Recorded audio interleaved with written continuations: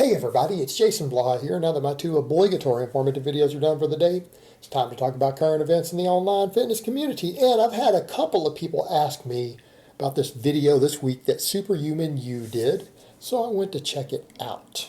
And he did some DEXA scans showing some serious muscle gains later on. Now I'm going to say up front, I'm not very familiar with this guy. I know I covered one of his videos a couple of years ago. I think I did a covering of one of his videos. I watched it. I don't remember what it was about, but I know I've covered him once before. So what I did, I just looked at this video. I looked at his photos, his DEXA scans, what he said about his training, because people said, hey, Jason, this looks a little suspect. Do you think there's any gear use in there? Because he's claiming something like 11 pounds of muscle gained in about a year after being an advanced lifter, having like a decade of training experience. And I thought that was interesting. So I went ahead and I pulled it up and I looked at his DEXA scan.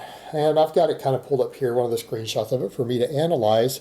What I think is interesting, as someone who's done DEXA scans, you've seen my DEXA scans. Now, I don't know how tall he is, but his final DEXA scan, he only has about 7 pounds less lean tissue than I have. And I am not enhanced anymore, but I have formerly been enhanced, not large amounts. But there's some interesting things that I'm observing through here. And what people need to understand, lean tissue is not always indicative of muscle mass. So when someone looks at their lean tissue on a DEXA scan and they call it a change in lean muscle mass, that's not always the case. In other words, if you gain fat or lose fat, you lose and gain lean tissue with it. It's not direct muscle tissue. People need to keep that in mind. All right, that needs to be kept in mind. I don't think he gained significant muscle on the back half of this. And the reason I say that is that his fat gain way outpasses his lean tissue gain. And when you gain that much body fat that he gained later on with barely any gain in muscle, there's something going on here. So what I think is interesting, if you guys look at it also, and I'll probably put it in the thumbnail, I think it's fascinating. You go over and you look at 11-14 of 2017 and then look at that 8-month jump. If you were to ask me personally looking at it, if you tell me this is a guy who already has built a base, right? They finished out all their new gains. He has more than 1 year of serious training experience. And he does look like he lifts some reasonably heavy weight, so he has a base built. He has no novice gains left. And it's not the fact that someone gained X amount over the course of a year. It's what he gained in that 8-month window. That's where we would look at it and be like, that's almost 10 pounds of lean tissue gain. 9.5 pounds of lean tissue gain. Now, we would normally say, well, some of that could be in his fat tissue, right? Some of that could be in his fat tissue. But he lost body fat. People say, what? He lost body fat. In other words, he only gained 7.1 pounds of body weight. He lost, over the course of 8 months, he gained 9.5 pounds of lean tissue while losing several pounds of fat, which indicates we might be closer to 10 pounds of muscle gain, because normally when you lose 5 pounds of body fat, you're going to lose a few ounces of lean tissue that's not muscle. And people need to remember that. This has been pointed out repeatedly. This is why we don't use fat-free mass index numbers for fat people when talking about if someone might be enhanced or not for fat-free mass index. It's for leaner people, because you lose lean tissue as you diet down that isn't even directly muscle, right? It's connective tissue through your fat, connective tissue adhering the fat to the skin. That's lean tissue. You lose part of that. But he lost something in the range of, if we were to calculate that, about 3 pounds of fat. And he went from 11.8% down to 10.1% body fat while gaining over 9 pounds of muscle. Right? He exceeded 1 pound of muscle per month. That's back to noob numbers. People need to understand that. Gaining for an intermediate, for someone who's training really hard in your second year,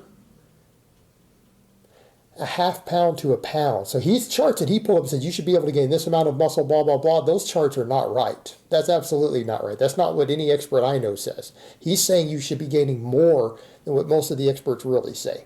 Gaining up to 20 pounds of muscle in your first year is exceptional. You don't gain 20 to 25 and then put on another 10 the next year, because that's up to like 35 pounds of muscle in the first 2 years. That doesn't happen. The point we're getting to, normally it's 1 to 2 pounds of muscle in the first year per month. and it's a half a pound up to about a pound of muscle per month is an intermediate. His muscle gains in that 8-month window exceeded intermediate gains while losing body fat. And his bone density stayed the same. Right? Bone density stayed the same. If I were to look at this and look at the continuation after, if someone were to ask me, when did he use gear? Well, if there's any gear used, it's right there. And I'm not saying, oh, this guy absolutely blasted gear there, but I mean, he looks slightly geared. He looks a little bit, he kept talking about, oh, I have that 3D delt look. He's talking about the 3D look in his video. But then what happened? The extra training that he talked about, he incorporated, isn't actually based on reality. The muscle damage theory is a hypothesis that a lot of experts disagree with. So really, you're looking at, for muscle growth, stimulating growth. He talked about there's 3 things that contribute to muscle growth. It's going to be mechanical tension, metabolic fatigue, and muscle damage. The muscle damage theory is the most debated, and I don't personally believe in it, by the way. I don't buy it. I will agree that mechanical tension and metabolic fatigue are the important factors. I don't think the muscle damage is. So he incorporated something in there that I don't think works. Drop sets, all that stuff, I don't think that's particularly good for gaining muscle. Do I think combining high reps with low reps and periodizing those correctly, can that help muscle growth? Absolutely. Absolutely, I'll agree with that. But he's throwing in some extra trickery that's not necessarily based on reality, and then saying, hey, I exceeded intermediate gains while losing fat after a decade of training with a base build. All right, that 10 pound of muscle in that 8-month window while losing fat, that's suspicious. And here's why I say that's the suspicion. Notice his gains came to an abrupt halt. Now, he's got the DEXA scan and it looks good. People are like, no, he kept gaining a little muscle. You go up to the next 2 and no, he gained some lean tissue between the next 2 scans. Look how much fat he gained. Now, you're telling me he went from 190 up to 199 and gained less than 2 pounds of muscle and 9 pounds of weight gain, and he lost bone mineral content? Yes, here I'm about to go with that bone density. You lost bone density while gaining body weight and gaining a small amount of lean tissue. Anyone know what contributes to bone density besides weight training? A lot of anabolics improve bone density. He gained mostly fat. So he went from gaining muscle at an accelerated rate for a good chunk of a year. We don't know what happened throughout that 8 months. We only know the start and the end. We don't know where stuff started and stopped. But that 8 months went on and he gained an enormous amount of muscle. Like the amount of muscle you would expect from a drug cycle while losing body fat. Then his next jump, we see mostly fat gain. He gained fat to lean tissue at a rate of over 3 to 1 in the next phase. So he gained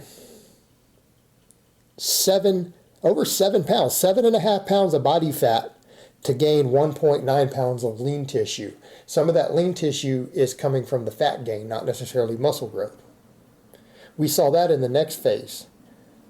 And he went all the way from 10.1 to 13.4% body fat. He gained over 3% body fat. And his bone density went down. When does bone density ever go down with weight gain?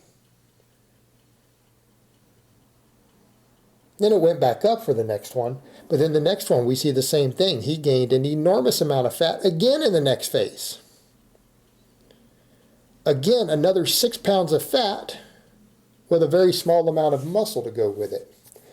How did he magically go from gaining muscle at this rapid rate while losing body fat, and then he has a couple phases spread out to where his muscle gains slow down and his fat gain is going up exponentially?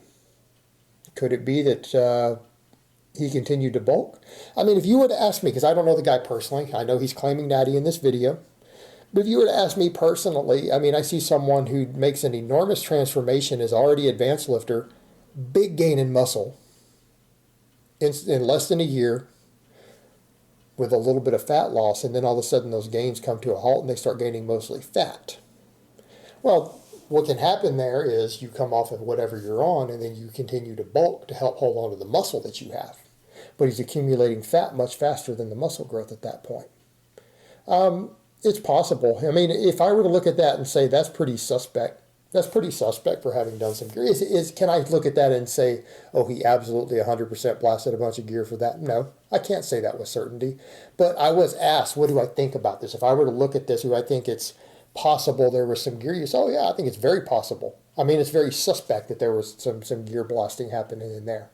But can I look at that and say with absolute certainty? No. I mean, it's unlikely, especially given the changes that he talked about in his training. I don't feel would necessarily indicate this for an advanced lifter. I'm not seeing that. But, so I don't want to flat out say, hey, this guy absolutely, used Tren or whatever through that phase or whatever. But it's pretty suspect. It's pretty suspect that it looks like that's what happened. And then he bulked after PCT, possibly to help hold on to what he had, to continue to accumulate a little bit more lean tissue. Gaining body weight will keep you anabolic afterwards. I mean, that's a good strategy. That works pretty well. So again, that's what I was basically asked. Some people linked this to me and said, hey, what do you think? Do you think this was a gear transformation? I would say probably. But can I say that conclusively? Like, is he above the total natural threshold? No, he's not at what his frame should be, absolute lean tissue limits, drug-free. Again, I don't know his height. Now, if he's anything less than about 5'8", maybe. Maybe. But all in all, looking at it, yeah, it's pretty suspect. It's pretty suspect. Like, I would look at that. If someone brought me that DEXA scan and said, this is someone who's been training 10 years and here's what they did from here, and I look at the amount of lean tissue he already has a lot of muscle. He already has a lot of muscle. He has more than 20 pounds of starting muscle here. To then make that sort of jump, yeah, pretty suspect. Probably with some gear use. Probably. But can I say with certainty? No. But if I were a betting man, that's how I would bet personally. All right, guys, but that's really all I have to say on that today. I hope it's been informative, and I will talk to you guys next time.